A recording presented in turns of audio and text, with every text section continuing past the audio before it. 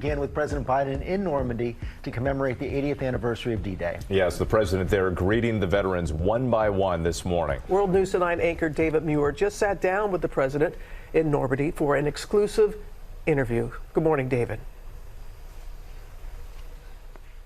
Robin, good morning from Normandy American Cemetery right here in France on the 80th anniversary of D-Day, the bravery of thousands of young American sons who landed here on the beaches 80 years ago.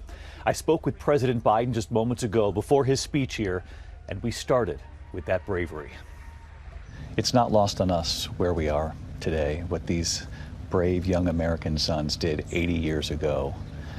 And we know what we're witnessing in the world right now, the wars, the deep divisions at home. What do you think these American heroes can teach us right now about meeting this moment? Stand up, tell the truth, serve your country. You know, imagine what they had to come through. I was here 30 years ago, came in on a landing craft.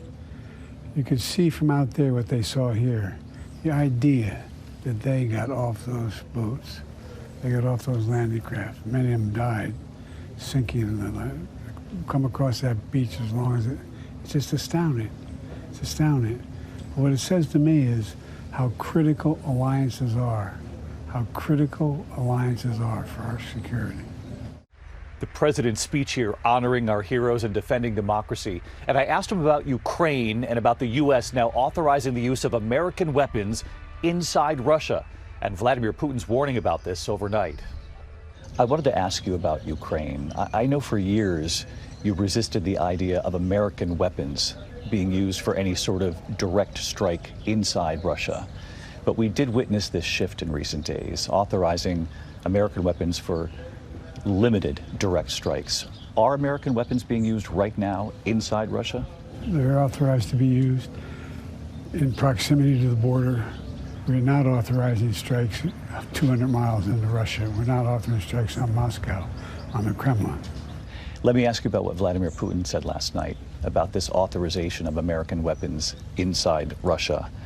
He said the supply of high-precision weapons to Ukraine for strikes on Russian territory is direct participation in this war.